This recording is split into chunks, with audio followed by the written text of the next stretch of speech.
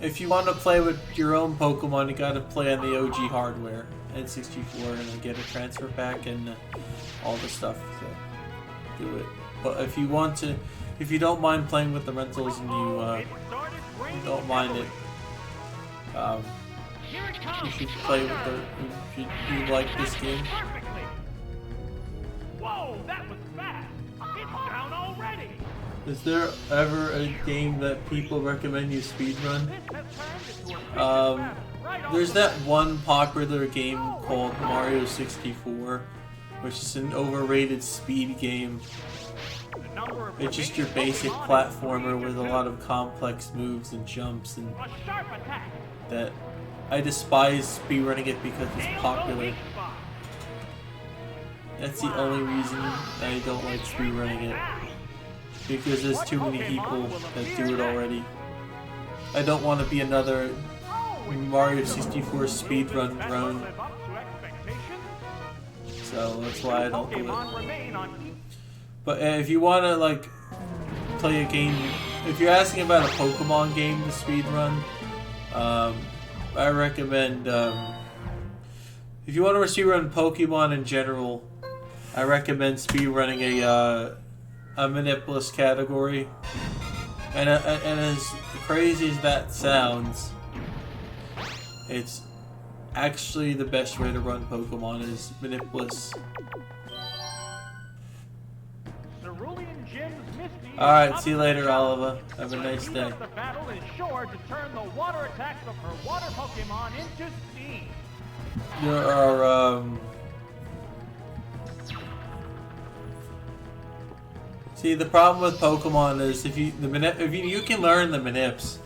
The Manips aren't hard to learn, but if you want to just go in and just go fast and just not have to learn any Manips, and you know how Pokemon and have knowledge of Pokemon already, a vast knowledge of Pokemon already, and you've played the game as a kid and you know all this like stuff, the basic DV and IVs, how those work, and you know like what stats are. You pretty much can go in the game without a problem in any of the Manipulous categories as long as you know the game and what you're playing. And that's a lot of the issue with Pokemon speedrunning at all, is unless you have a specific route or Manip, you cannot run the competitive category, which is usually the Manip, the one using Manip. And the one that's the most fun is on the category extension of a leaderboard that a category should be on the competitive side. But because the category is not, because like in Crystal, right? In Pokemon Crystal, they have the right way. Manipulous is the competitive category, and the reason for that is it's nearly hard to beat a Manip run of it. That's why they changed it. They changed it to have the Manipulous one as the main one, and just like regular 80% glitches as the other ones. And that's why they did that. And I really wish they'd do that for all the Pokemon games, so that people can literally get into them without doing a bunch of shit. And I don't understand why they don't do this for Gen 4. Because Manipulous is clearly a competitive category. It's clearly competitive enough, and they don't do it. It's so stupid to have this stupid category extension. I know, like, it's good to have the category extension and whatever, but I feel like if your category has a high amount of runners that are willing to play it at a competitive level, it should be a competitive category. It's no longer like a not serious category. It's a competitive category at that point, when there's much competition to be had. And that's my biggest point. I've been trying to drive home. If the nips are too complex, I think to get into the game, you have to search for a category extension. Then you gotta find your thing, and you gotta click it. It's just a pain to get to everything. But, I mean, that's just my opinion. I feel that's my opinion. I mean, that's my opinion. But people like it as that. People have been liking it as that. You know, so it's their rules. It's it's the community's choice at the end of the day. If that's what they want to do, that's fine. And I've noticed that Fire Red Leaf Green Manipulus is getting competitive. Like, it's actually getting competitive, you know, people actually playing it. So my question is, why don't you put that as the main one? I never understood why, like, some of these guys that manage leaderboards are so weird.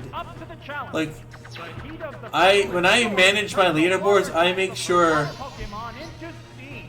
the rules make sense, the rules work, there's no problem with the rules, and people understand the rules.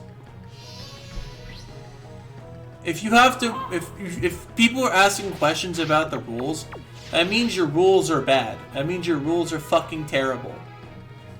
When you have things you don't clarify in the rules, I ran a minigame category. The minigame category for this game, as a joke.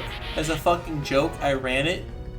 And what I did was I played it with a second and third controller. And I got dislike bombed on it by the people that run it. And then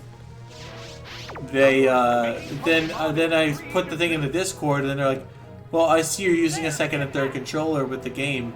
Oh, that isn't allowed. Then, if it wasn't allowed, why didn't you put it in the rules? Why was this not in the rules? Why wasn't this accounted for? For 2+ years that it was there, why wasn't it in the rules? That you couldn't do that. It took me to do a run for the things to get clarified. So now I labeled it as a record I didn't have, and I had to change the title of the video because somebody didn't want to change clarify the rules. And now that the rules weren't clarified, I don't have a record anymore. Because I could have had a record if it said, yeah, that's fine, but then it's like, the game's already an RNG shitfest. And they make these dumb, stupid arguments of why it shouldn't be allowed to have more than one controller. Oh wait, that's because we killed the category. Oh wow! What a mind-blowing discovery, because it kills the category. Now you don't allow it because I did a run and you clarified it. Good job. No, that's not really what happened, but they didn't clarify the rules. They didn't clarify the rules. They didn't clarify the rules, and because they didn't clarify them, this was never in the rules.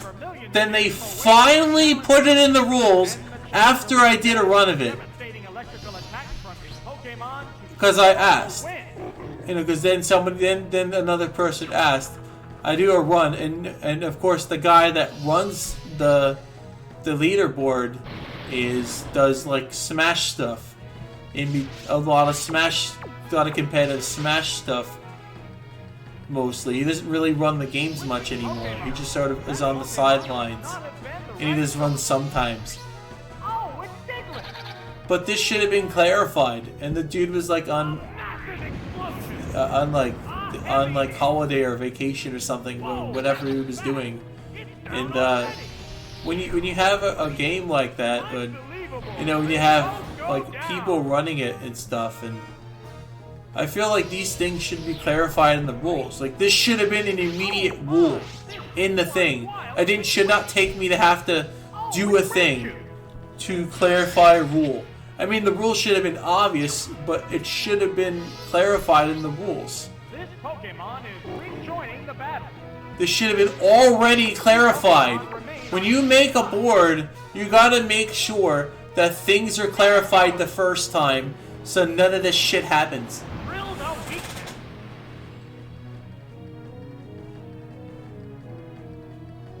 Well, yeah, I didn't see it in the rules, so it wasn't there. Like, it wasn't in the rules, so I'm like, okay, I'm assuming it's fine. And then they're like, no, that's not okay, you can't do that. It's like, bro, it wasn't in the rules. Yeah, that's what I'm saying.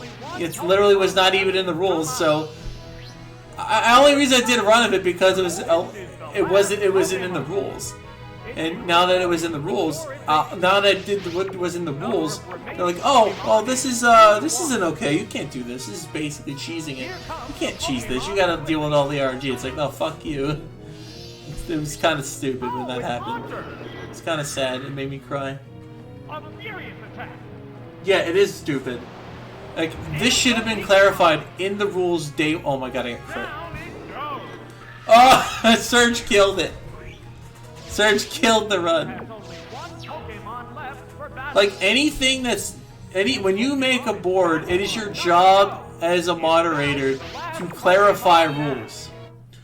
This should have been in the rule set that you're not allowed to use another controller. Is it because they didn't think you could use another controller for the category? Or what is it? Because it just seems like they weren't thinking when they make rules. I don't know, I just feel like these should have been clarified. Oh well, that's my take on it. If your rules aren't clarified or aren't clearly laid out, and then see, you're wasting my time. The problem is that what pissed me off is my time was wasted. Not the fact that I did the run, because I didn't mind doing the run. It was fun doing it. My problem is I wasted time grinding with this rule set that I had. With doing a thing that wasn't clarified in the rules. It's so dumb. Like, why wasn't it clear the first time? That's what's wacky about it, is it wasn't clear. Well, this thunder actually has to hit. Oh, that doesn't do anything. The white hot battle continues. Exactly, and then literally when I did a run, they fucking tell me, no. Well, you can look in the Discord logs, in the Stadium 2, the Stadium Discord logs, the Stadium 2 Discord logs. You'll see it that it's in the that wasn't in the. You can even use the way back machine and probably check for screenshots if it wasn't in the rules, because it wasn't in the rules. It's so dumb. Well, this was a really good thing, but I just got unlucky with the RNG and the thing, but it's okay. Yeah, but it's stupid that literally took somebody to ask that's a prominent runner. Oh, we'll just do this because it's not in the rules, and then yeah, it's just.